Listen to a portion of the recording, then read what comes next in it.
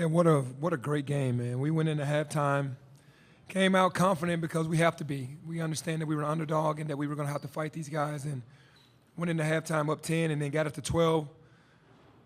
And then the Drew Timme effect came into play. He made some tough shots, controlled the game, got our guys in foul trouble, and the rest is history. It seemed like he got every offensive rebound or every foul or every bucket for them consecutively. We've witnessed that from the TV a bunch, just watching him be that dominant. And to see it in person, he made some fantastic shots. I mean, great defense, and he still made them, so that's why he is who he is. But overall, I'm very proud of my guys for fighting to get us to this point, and I hope that we made our school and our city proud. Coach Schaefer Murray, Washington Sports Network. Just talk about the 20,000 rabid Gonzaga fans there. Talk about the resiliency of your guys to go out there and battle, and just talk about how proud of it you are for this season, and also what you think it means for the future of Memphis basketball. Yeah, I told the guys before the game that ever since I've been a coach in AAU, I've always been a storm chaser. I've always been the guy that chased all the tough teams in AAU and high school, and now on this level, we want to play the best. And Gonzaga is the #1 overall seed in the tournament, and we got what we wanted. We just came up a little short. But for me, I hope that this shows people that Memphis is back. The real Memphis basketball, to where we were in prominence, years ago. We're getting it back to where it needs to be. Cass Carlson, Action News 5 in Memphis. Penny, what do you tell the locker room after a tight, emotional game like that? Yeah, I just told them I was proud. We saw a really good team. We saw the best, if they're labeled that. So, and they showed why they were the best. But we played the best, had a lead, had an opportunity to beat them, and that's the bar. That's the culture. That's the bar that we have to get to.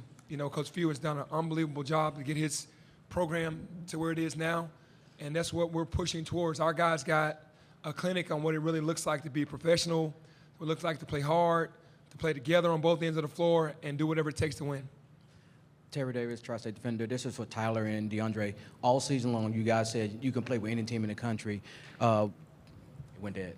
So what are your thoughts after playing against the #1 overall seed after today, even though you didn't get the result you wanted? I mean, I always feel like, even though we was 9-8, we was struggling this season, I always believed and felt like we was one of the best teams in the country. We went up against a great team, Gonzaga, that was the #1 overall seed in the tournament, and, we were the 9 seed, but I went out there feeling like we was the 1 seed. So it's just always great to compete against talent. We're not going to shy away from talent. We're always going to boost our level of play when we play against a high major team. Deandre? Yeah, basically what Todd just said. We knew we can go out there and play with those guys. The crowd got into it. They was very resilient. They played together. They was poised. And like Coach said, they showed us the bar. And, that's what we got to do when we look forward to, playing big teams like that. We just got to be ready to play. Lindsay Schnell, USA Today. Over here, Penny. With 5:15 to go, you guys are tied 66-66, and that was just a killer stretch. Timme flips it to Holmgren for a dunk. Holmgren blocks a shot. Nembhard hits a 3, then draws a charge. Did it feel like things fell apart right then? Well, for that little stretch, yes, but that's winning basketball. That's who they are. They went to the finals last year, and they understood just from playing a Baylor team. Maybe Baylor showed them how it's really supposed to be done, but they've always been resilient.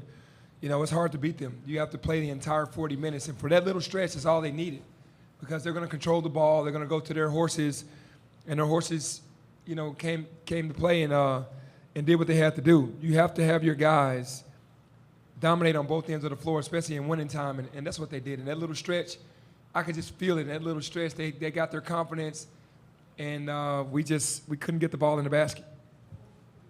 Jessica Benson, Grind City Media. Penny, 4 years ago, right before you took the Memphis job, you won that last state championship with Alo, Malco, the Lawsons, Jaden. You had played against Tyler Harris and Cordova to get there. Just how unique and extra special has it made it for you to watch these kids from Memphis grow up and be a part of the return to the tournament for this program? Yeah, it means a lot. When I took this job, it was more of an assignment to me than a job, because I knew that my city and the school needed me. And to be able to recruit these guys to Memphis to come along for the ride, because I've seen them forever, since they were smaller, and to be able to have this journey with them, taking the team back to the NCAA tournament and being able to play this game today, it means a lot. Jeff Calkins from the Daily Memphian. For both players, What's your feeling now in the wake of this? Are you proud? Heartbroken? Well, how would you describe how you feel after this loss? I mean, when the horn buzzed at the end, of course we were feeling heartbroken because going into this game we wanted to get the win. But looking back at the season, I can say I'm proud, the way we fought back through all the adversity we had, losing, all the media, talking bad on our team.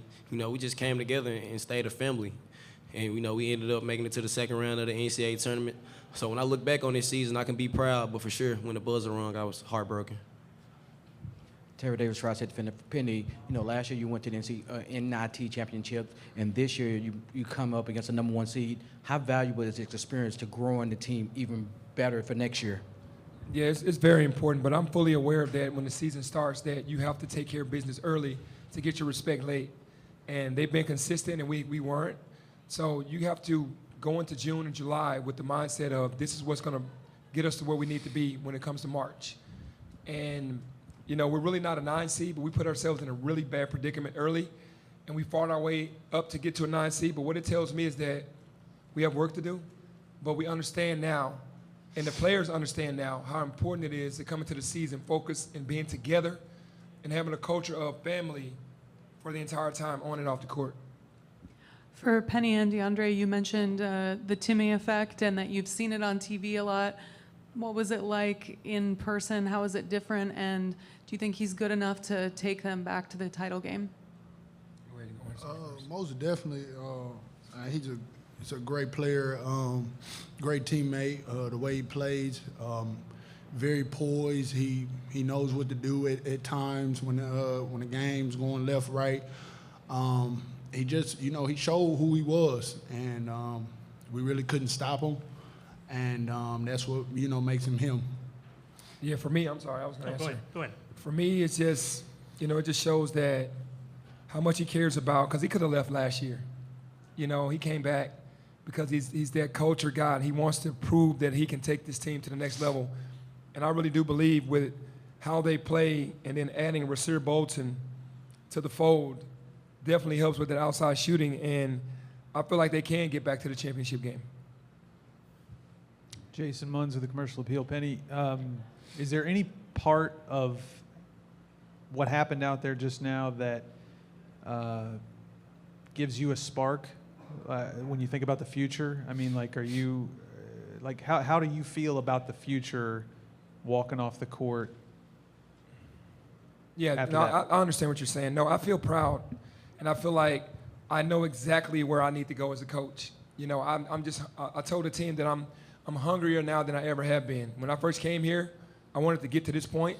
Now that I've gotten to this point and got us to this point, then it just made me hungrier. There are no moral victories for me. We lost, but we did learn some things. I learned a lot this season. I learned a lot tonight, and I can't wait until we can get back together as a team to drive this force to be even better next year, and hopefully we'll be talking as a #1 seed next year. Kevin Pelton, ESPN.com. Penny, what explanation did you get on the hook and hold call, and what influence did that call have? Man, I really don't. I try not to talk to the refs much. They didn't come over and explain to us anything about the hook and hold. They just called it because they saw it. Usually the ref comes over and say, hey, we got a hook and hold. He grabbed them or whatever. They didn't say anything to us. When I looked up, Chet was shooting free throws. So I was a little surprised.